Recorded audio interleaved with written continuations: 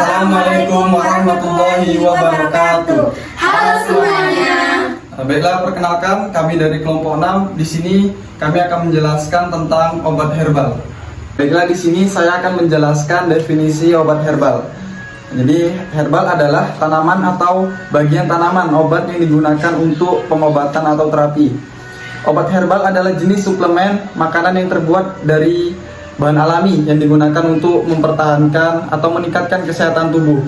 Badan Kesehatan Dunia WHO menyatakan bahwa obat herbal meliputi jamu, bahan herbal, sediaan herbal, dan produk jadi herbal yang mengandung bahan aktif, tumbuhan, bagian tubuhan atau kombinasinya.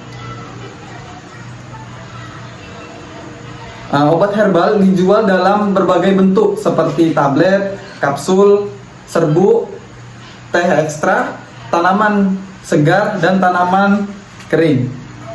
Obat herbal adalah obat yang dibuat dari bahan alam, baik tumbuhan, hewan, dan atau mineral. Definisi obat herbal seringkali dicampur adukan dengan obat tradisional. Dan obat tradisional tersebut mempunyai arti, yaitu bahan atau ramuan bahan yang dapat berupa bahan tumbuhan, hewan, mineral, atau campuran ketiganya yang sudah digunakan secara turun-menurun untuk pengobatan. Baiklah, di sini saya akan menjelaskan kelebihan dan kekurangan obat herbal. Yang pertama itu ada kelebihan obat herbal. Dari harga, obat herbal lebih terjangkau dibandingkan dengan harga obat medis, dikarenakan bahan baku obat herbal bisa didapatkan di Indonesia, tetapi tidak dengan obat kimia. Sebagian besar didapatkan dari beberapa penjuru dunia. Di Indonesia terdapat banyak bahan-bahan alami yang digunakan untuk obat herbal. Begitu banyak biaya produksi tidak menjadi tinggi. Kemudahan dalam mendapatkan bahan-bahan herbal banyak ditemui di sekitar rumah kita sehingga dapat digunakan masyarakat luas.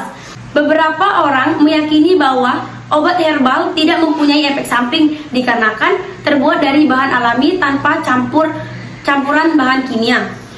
Yang kedua itu ada kekurangan obat herbal. Kekurangan dari obat herbal adalah ketidakakuratan bahan dalam hal uji klinis. Berbeda dengan obat medis yang diramu dengan kandungan dan nutrisi yang dibutuhkan tubuh dengan takaran dan kehigienisan yang terjamin. Kekurangan yang lain pada obat herbal adalah pada proses penyakit yang harus ditangani sesegera mungkin. Dengan adanya kekurangan dan kelebihan obat herbal, segala keputusan mutlak menjadi milik Anda. Tentunya Anda bisa menyesuaikan dalam penggunaan obat medis atau obat herbal. Anda juga bisa mempertimbangkan seberapa serius penyakit yang sedang Anda derita. Dengan demikian, Anda bisa menentukan pengobatan mana yang lebih sesuai dengan kebutuhan Anda. Obat herbal memiliki manfaat dan efek samping. Apa saja itu? Jadi, manfaat dari obat herbal adalah terbuat dari tumbuhan yang mengandung berbagai kandungan senyawa fitokimia. Kandungan inilah yang membuat herbal berpotensi mempertahankan dan meningkatkan kesehatan tubuh. Pada dasarnya, obat-obatan alami bertujuan mengembalikan tubuh ke kondisi keseimbangan alami, sehingga dapat menyembuhkan dirinya sendiri. Kandungan tumbuhan pada obat herbal yang berbeda bekerja pada sistem tubuh yang berbeda pula. Beberapa contoh obat herbal yang populer beserta manfaatnya dalam pengobatan tradisional. Yang pertama yaitu ada bawang putih, bermanfaat untuk mengurangi resiko penyakit jantung. Yang kedua ada jahe, bermanfaat untuk mengatasi mual terutama pada ibu hamil dengan morning sickness. Dan yang ketiga ada ginkgo biloba, bermanfaat untuk mengatasi sirkulasi darah yang buruk dan telinga berdenging. Yang terakhir itu ada ginseng, bermanfaat untuk mengobati kelelahan, membantu proses pemulihan setelah sakit. Kemudian ada efek samping dari obat herbal, yaitu banyak orang percaya bahwa produk dengan label alami selalu aman dan baik untuk kesehatan. Padahal ini belum tentu benar. Tidak semua obat herbal melalui pengujian klinis. Baiklah, ada beberapa kemungkinan efek samping yang timbul dari pengobatan herbal, antara lain ada reaksi alergi, ruam kulit, asma, sakit kepala, mual, muntah, dan diare. Bagaimana sih cara aman mengonsumsi obat herbal? Mengingat adanya risiko efek samping yang timbul pada penjelasan sebelumnya, menyarankan beberapa cara minum obat herbal yang aman, yaitu yang pertama itu pastikan Anda mengetahui kandungan dalam obat-obatan herbal beserta keamanan dan manfaatnya. Anda bisa berkonsultasi dengan dokter sebelum mengonsumsinya, terutama ketika Anda sedang dalam pengobatan dari dokter. Yang kedua itu, ikuti aturan pakai sesuai dengan petunjuk dan kemasan. Hindari konsumsi obat herbal melebihi dosis yang dianjurkan. Yang ketiga itu, hubungi profesional atau ahli seperti dokter, naturopati, dan herbalis yang terlatih dan berlisensi. Nah, selanjutnya itu, perhatikan adanya efek samping setelah penggunaan obat herbal. Jika timbul gejala seperti pusing, mual, atau sakit perut, hentikan pemakaian. Selanjutnya itu, waspada juga tidak adanya reaksi alergi setelah menggunakan atau mengonsumsi obat herbal. Pasalnya, reaksi alergi bisa saja menyebabkan seseorang kesulitan bernapas. Nah, selanjutnya pastikan bahwa produk herbal yang Anda gunakan berasal dari produsen yang kredibel dan memiliki izin BPOM. Badan Pengawas Obat dan Makanan atau BPOM sendiri memiliki slogan "Cek Klik" agar masyarakat cerdas memilih obat herbal, yang artinya cek kemasan, label, izin edar, dan kadaluarsa. Kemudian penggolongan jenis obat herbal. Terdapat 3 macam obat herbal.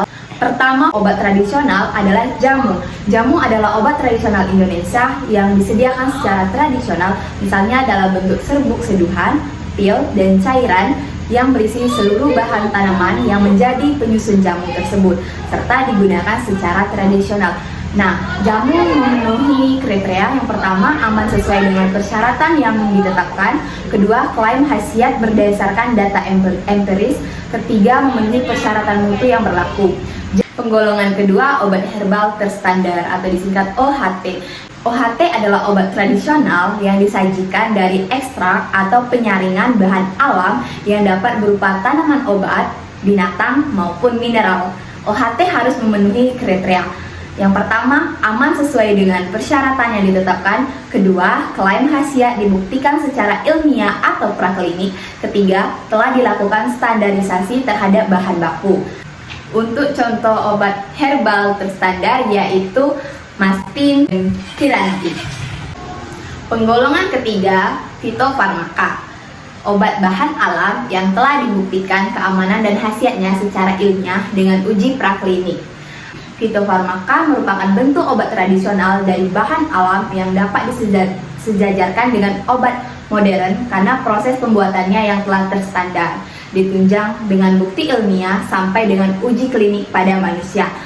Fitofarmaka ini harus memenuhi kriteria. Yang pertama, aman sesuai dengan persyaratan yang ditetapkan. Kedua, klaim khasiat harus dibuktikan secara ilmiah, praklinik, dan uji klinik. Ketiga, telah dilakukan standarisasi terhadap bahan baku yang digunakan dalam produk jadi.